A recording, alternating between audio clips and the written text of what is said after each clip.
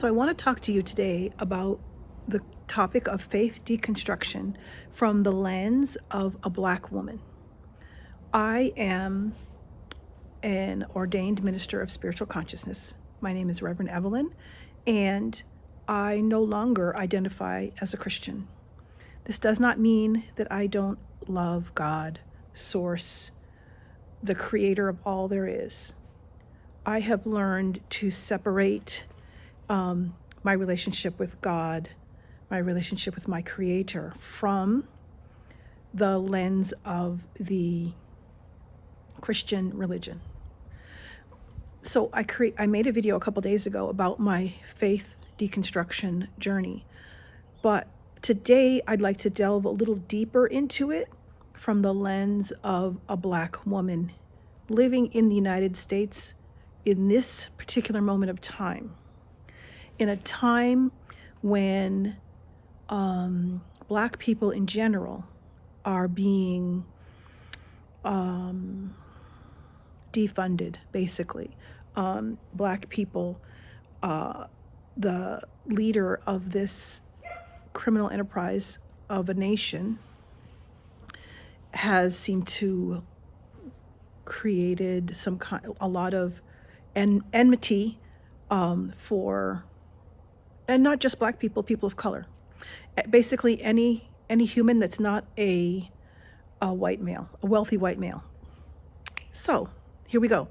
So I was born and raised as a Christian, and I attended a black church, an African Methodist Episcopal church, which is sort of the epitome of the Black church because it was founded by Richard Allen in protest because he was attending a Methodist church.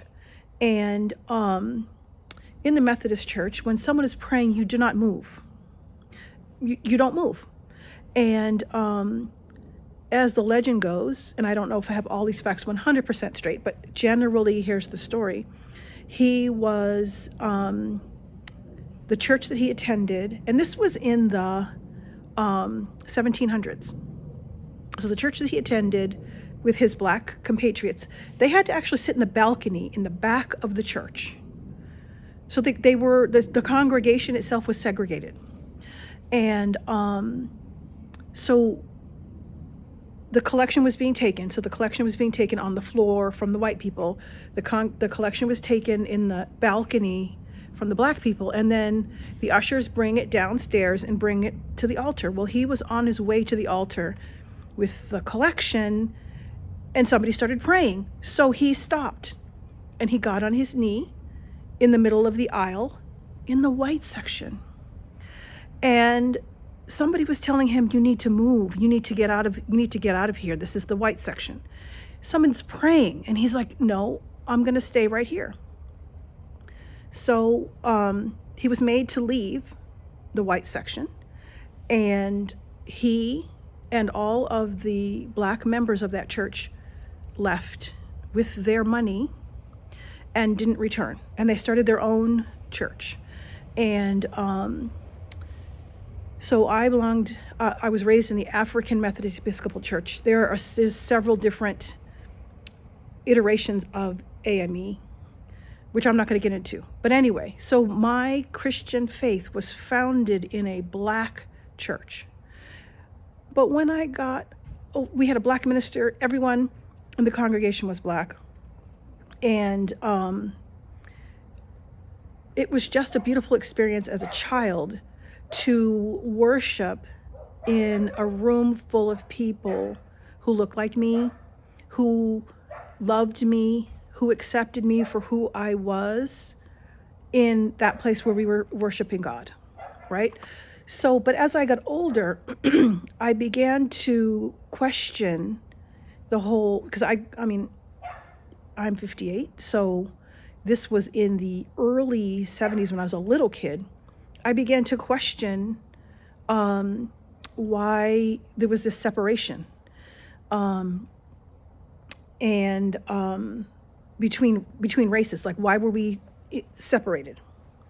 Weren't we all the same? Didn't God create all of us? And it was just troubling to me as a child to know that, to learn that just because of what I looked like, I was not going to be valued the same way as a friend. Because I grew up in a very diverse neighborhood, and I had white friends. I had black friends. The people next door to me were Korean, and they were Buddhists. I lived in a beautifully diverse neighborhood, so it was never black and white. It was Asian, black, white, Hispanic. I mean, it was just an interestingly diverse neighborhood. It wasn't until I started attending school, and we attended a private school, that I was always the only black child in my class. And we were Protestant, and we attended a Catholic school, which is another whole set of traumas. There was a time when one of the nuns told me that I was going to go to hell because I wasn't Catholic. So when I went home and told my mother this, that the nuns told me that I was going to hell because I wasn't Catholic, my mother marched into the school and told my teacher that if she ever said anything like that to any child again, that she would make sure she got fired. And so anyway, as I grew and learned more about the fact that not everybody was a Christian, that's another thing that I learned, that not everyone was a Christian, and that Christians sent out missionaries to try to convert other people who weren't Christian to become Christians. And to me, that was fascinating. And I just sort of figured, if God made people so different, then they should be able to, and there were so many also, when I learned that there were several other religions, right? At first I thought everyone was a Christian, everyone loves God, everyone loved Jesus, everyone reads the Bible. Then I realized, no, that's not true. I found out about the diversity of faith, the diversity of worldviews. And so then I thought, well, why can't we just leave people alone and let them love the God that they love, enjoy the religion that they enjoy, and all that? And that didn't sit very well with the big people in my life. But anyway, when I learned more about the whole slavery situation and about how the colonizers took ships across the ocean and rounded up Africans and brought them to this country for free labor, I was just like, how can people be so wicked to kidnap people and make them work? And it was horrifying to me. And when the miniseries Roots came out, I was about 8 or 9, and I was horrified because it was really the first in color on television depiction of slavery that I had seen, and I was horrified. And I always wondered, and I still wonder to this day, how, if the enslavers and the enslaved are worshiping the same God and reading the same Bible, which of those groups is the God that they're worshiping listening to? So in my deconstruction, my faith deconstruction, and basically faith deconstruction is really a process of looking at your faith and what you believe and breaking it down. And it's really a very sacred, prayerful, thoughtful process. It's not, oh my God, I'm never going to do any of this again, throwing it out with the bathwater and moving on, throwing the baby out with the bathwater. I don't like that expression, but dumping everything that you believed, turning away, and just going off on your merry way. That's not deconstruction. That's often what happens as a response to what's called church hurt or religious trauma. And I'm not trying to diminish religious trauma. I mean, I, as a child, suffered a bit of religious trauma when that nun told me I was going to hell because I believed her. as a little kid attending Catholic school, because that was my first exposure to Catholicism and to nuns and priests. They wore the robes, and in those days, in the 70s, they still wore the full habit. And my little child mind, believed that those women were the brides of Christ. So when the bride of Christ tells you that you're going to hell, as a second grader, I believed her. And it was a couple of days between the time that she told me that I was going to hell and I had sleepless nights. When I finally told my mom, had been a couple of days, and I was tormenting myself, or being tormented by what she said to me. So that can be considered, there's no oppression Olympics. It's a little bit of religious trauma, but it's religious trauma. So deconstruction is really, so for me, being a Black woman in the United States who grew up as a Christian, believing in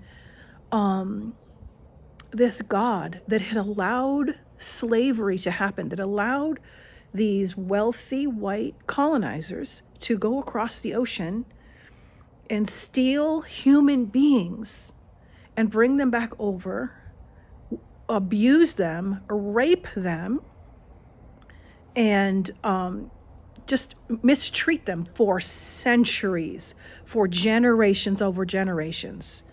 And, it was a couple of years ago that I learned about the slave Bible. And I did a Substack Live about it, and somebody mailed it. One of my Substack subscribers mailed me a copy from Amazon. It's not the actual antique thing. It's a copy of that, but it was printed. It was created in the 1800s. I think it was the early 1800s. But it was created by the British for the enslaved people in the West Indies. Well, my family's from the West Indies. My family's from Barbados. So I imagine that some of my ancestors who were enslaved in Barbados may have had exposure to the slave Bible. And the purpose of it was to expose them to Christianity. But the reason it was a different version is because a lot of the liberation stories were removed. So while the regular, there's so many versions of the Bible, but let's just say the King James Bible has 1,500 odd chapters. The Bible for the enslaved people had 230 chapters. They pulled out a lot of, I think what was left of the Old Testament is the Pentateuch, the first 5 chapters of the Old Testament. And a lot of the New Testament was not redacted. It just wasn't even included. It was just lifted out. So this was a way that Christianity was systematically modified and changed to sort of assuage the enslavers and to keep those who are being enslaved in the dark about what the actual message of this Bible had for them, had for everyone, right? So there were enslaved people who learned how to read and who were taught, who were able to be preachers, and they went around and they preached on different plantations. I call them death camps, to different people. But and I don't know that British slave Bible was used in this country. I know it was used in the West Indies. But they were told what they could preach and what they could not preach. And there were some enslaved people who knew how to read and who had gotten their hands on an actual real Bible. And so they knew about all the liberation stories. And there was also people who, maybe those who were more freshly abducted and still had memory of their traditional African religions, And so in some places in this country, and maybe in the West Indies, I'm not sure, they had what was called hush harbors, where they would meet in secret at night, and they would worship however they wanted to, be outside of the gaze of their masters. So all of this to say, in my deconstruction journey of coming to the conclusion that I no longer want to identify myself as a Christian, is because I want to be, because I don't agree with a lot of the things that Christianity stands for. I believe that there's a lot of interpretation of the Bible on Sundays by ministers, and they are not telling their congregations the truth about the Bible. In seminary, you learn that the Bible is, that we don't have the original texts of the Bible, that a lot of, and whatever is the form of the Christian Bible that we have today is the result of centuries upon centuries of redaction and revision and reinterpretation and all of that. It is not, and they know that it is not the inerrant word of God. And so I feel like a lot of people are kind of being hoodwinked. And so I still read the Bible, I still study the Bible, but I don't study it as the Word of God. I study it as a beautiful text. I don't even study it as a sacred text. I just study it as a book that has been with me my entire life. And I know that everything in our lives happens for a reason. And why on earth would I have been born onto this planet into a Christian family, learning to love God and love Jesus and love the Bible, if it weren't for a purpose for my life? So I'm taking that as I went through all of that and then came out the other side with zero amounts of negativity. I mean, I'll go into a church anytime. I went to a church, a good friend of mine, her daughter had her first communion, not this, I think it was this past summer. And I attended. I have no animosity, but I have no use for it myself. And my ministry is to help people who have awakened and who have left the Christian church and who are looking for encouragement and guidance on their path to spiritual liberation. I want to read a little bit from an article that I just found today on Substack. It's written by Brandy Mitchell. Now, I don't know who she is. I'm going to look more into who she is. She's some kind of theologian. But the article is called The Convergence, a warning to liberation theologians and deconstructionists. So I'm a deconstructionist. So I thought, and also it was recommended to me by someone that I respect. And so I read the article, and I want to read this little snippet, and I will, again, it's the woman's name, the author's name is Brandy Mitchell. The title of this piece is The Convergence, a warning to liberation theologians and deconstructionists. History is not linear, it's compressing. And this was published on January 1st, just, a couple days ago. All right, where's that section I wanted to read? Okay, so Brandy Mitchell writes, to deconstructionists, slow down. And to those of you in the thick of deconstruction, I need you to hear this with equal urgency. Slow down, sit with the harm. I know the pattern recognition is intoxicating. I know it feels like a revelation when you suddenly see how the system works, how the texts have been weaponized, how the theology justified your abuse. I know your anger is righteous. But this book, this collection of ancient texts we call the Bible, is not your enemy. It is survival literature. She has that in bold. It is the preserved testimony of people who endured empire, genocide, occupation, exile, colonization, and systemic violence, and who wrote down what they learned about how to remain human, how to maintain covenant community, how to resist without becoming the beast. It deserves respect. Not the respect of blind obedience or itinerant idolatry, but the respect of serious engagement. The respect of recognizing that these texts have been colonized, which means the work is not to burn them, but to decolonize them. To learn to read them in their own categories instead of imposing Greek metaphysics onto Hebrew poetry. Gotcha apologetics in reverse still operates within the same broken framework. Finding contradictions to prove that the text is worthless is just fundamentalism with the sign flipped. You're still treating it like a Greek philosophy. Like it's supposed to be logically consistent, systemic theology instead of a multi-vocal, conventional wrestling with God testimony. The harm is real. The trauma is real. The abuse justified by these texts is real. But sit with it.